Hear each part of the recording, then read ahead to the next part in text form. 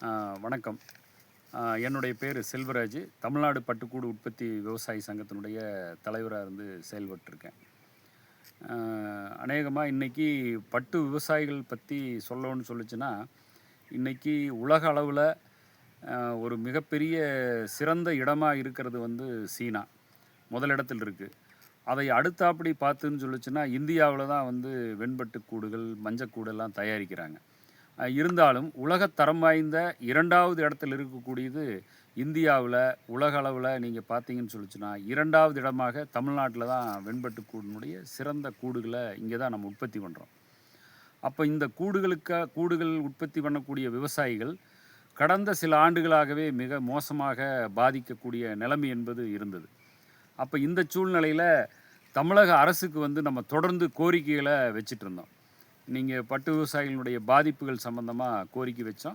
அப்போ இந்த பட்ஜெட்டில் தமிழ்நாட்டில் இப்போது சட்டமன்ற கூட்டத்தொடர் நடந்த அதில் வந்து பட்ஜெட்டில் வந்து தமிழ்நாட்டினுடைய முதலமைச்சர் வந்து நம்மளுடைய கோரிக்கைகளை ஏற்று சில கோரிக்கைகளை நிறைவேற்றியிருக்கார். அதுக்கு வந்து முதல்ல வந்து நான் நன்றியை தெரிவிச்சுக்கிறேன். ஒன்று வந்து என்னென்னா, மல்பரி செடியினுடைய பூச்சி தாக்குதல், குருத்தடி புழுவினுடைய தாக்குதலில் மிகுந்த சிரமத்துக்குள்ளாகிட்டு இருந்தாங்க. அதுக்கு வந்து என்னென்னா, உயிரியல் மேலாண்மை ஆய்வகம் வந்து திருப்பூர் மாவட்டத்தில் மைவாடிக்கு வந்து அதை ஒதுக்கியிருக்காங்க. அதே போல் நீங்கள் பார்த்தீங்கன்னு சொல்லிச்சுன்னா, நம்மளுடைய ஷெட்டுகளில் இருக்கக்கூடியதுக்கு வந்து நீங்கள் பார்த்தீங்கன்னு சொல்லிச்சுன்னா ஹீட்ரு, அதே போல் எக்ஸ்ட்ரா ஸ்பேன் அதை கொடுக்கறதுன்னு சொல்லி ஒன்று சொல்லியிருக்காங்க. நீங்கள் இன்னொன்று, நம்மளுடைய செடிகளை வந்து வெட்டுவதற்காக ஒரு இயந்திரம் ஒன்று கொடுத்துருக்காங்க, காம்போஸ்ட்டு இயந்திரம். அது வந்து நம்ம கொடுக்கறதுக்கான ஏற்பாடுகளை பண்ணியிருக்காங்க. அதே போல் தென்காசி அல்ல, தேனி, அதே போல் நாமக்கல்லில் வந்து ஆன்லைன் ஏல முறையை கொண்டு வரதுன்னு சொல்லி அறிவிச்சிருக்காங்க. முட்டையில் இருக்கக்கூடிய பிரச்சனைகளை உள்வாங்கி கொண்டு அரசு கொடுக்கக்கூடிய முட்டை தரமான முட்டையாக கொடுக்கறதுன்னு சொல்லி இன்றைக்கி அறிவிச்சிருக்காங்க. அப்படிங்கிறத பார்க்க வேண்டியது இருக்குது. அதே போல் சோலார் விளக்கு பொறியை கொடுக்கறதுன்னு சொல்லி ஒன்று அறிவிச்சிருக்காங்க. இதெல்லாம் வந்து நம்ம வரவேற்கிறோம். ஏன்னா விவசாயிகள் வந்து இன்றைய காலகட்டத்தில் சிரமப்படக்கூடிய விஷயங்களை ஒரு பட்டு வளர்ச்சித்துறை அதிகாரிகள் வந்து உண்மையாகவே இதெல்லாம் கணக்கில் எடுத்து சொல்லி இன்றைக்கி வந்து தமிழ்நாட்டினுடைய முதலமைச்சர் வந்து உதவுவதற்காக அறிவிச்சிருக்காருங்கிறத வரவேற்கிறோம்.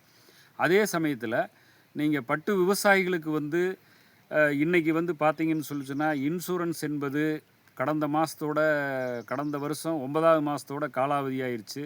அதைய புதுப்பிக்கலிங்கிறது உண்மையாகவே அது ஒரு எதிர்பார்த்தோம். அது வந்து இல்லை. அதே போல் இளம்புழுக்கள் வந்து தரமானதாக கொடுக்குறேன்னு சொல்லி ஒரு உத்தரவாதப்படுத்தியிருக்காங்க. அதை வந்து செய்யணும் அப்படிங்கிறதையும் ஒன்று கேட்டுக்கிறோம். அப்புறம் இன்னொன்று என்னென்னா, நீங்கள் பார்த்தீங்கன்னு சொல்லிச்சுன்னா, நம்ம பட்டு கூடுகளை விற்பனை செய்யக்கூடிய அங்காடிகளில் நீங்கள் பார்த்தீங்கன்னா எல்லா அங்காடிகள்லையுமே ஆன்லைன் கொண்டு வரணுங்கிறோம்.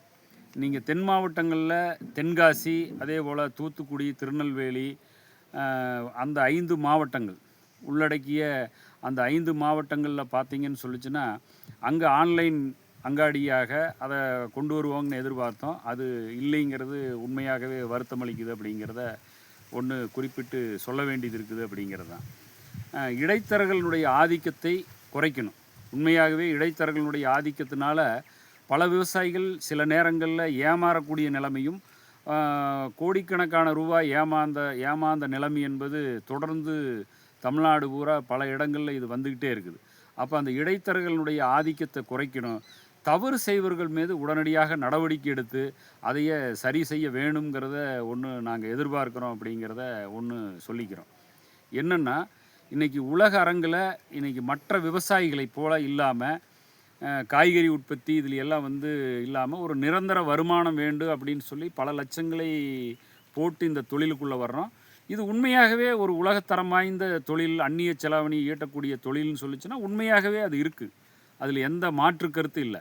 ஆனால் அடிப்படையில் உற்பத்தி பண்ணக்கூடிய விவசாயிகளுடைய நிலைமை கேள்விக்குறியாக இருக்குது. அதையை சரி பண்ணுறதுக்கு தான் நாங்கள் வந்து தொடர்ந்து கோரிக்கைகளை வச்சுக்கிட்டு இருக்கிறோம். அப்படிங்கிறத சொல்லிக்கிறோம்.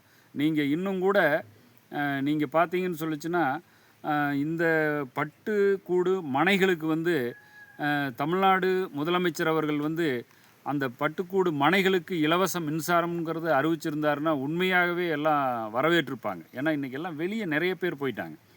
அப்போ வெளியே போனதுக்கு பின்னாடி இந்த அறிவிப்புகள் ஆறுதல் தந்தாலும் கூட அந்த இலவச மின்சாரம் என்பது மனைகளுக்கு கொடுத்துன்னு சொல்லிச்சுன்னா அதுவும் தட்பவெப்ப நிலையை கட்டுப்படுத்த பல வடிவங்களை அவங்க முதலீடு செஞ்சும் கூட பண்ணிக்குவாங்க. ஆனால் மின்சாரம் என்பது ஒரு பெரிய செலவாக போயிட்டுருக்குது. அதனால் தமிழ்நாடு அரசு வருங்காலத்தில் வந்து பட்டு வளர்ச்சித்துறையும் பரிந்துரை செய்யணும். அதே போல் தமிழ்நாடு முதலமைச்சர் வந்து தொடர்ந்து கவனித்து தான் இந்த விஷயத்தை நம்மளுக்கு ஆறுதல் அளிக்கிற மாதிரி பண்ணியிருக்காரு.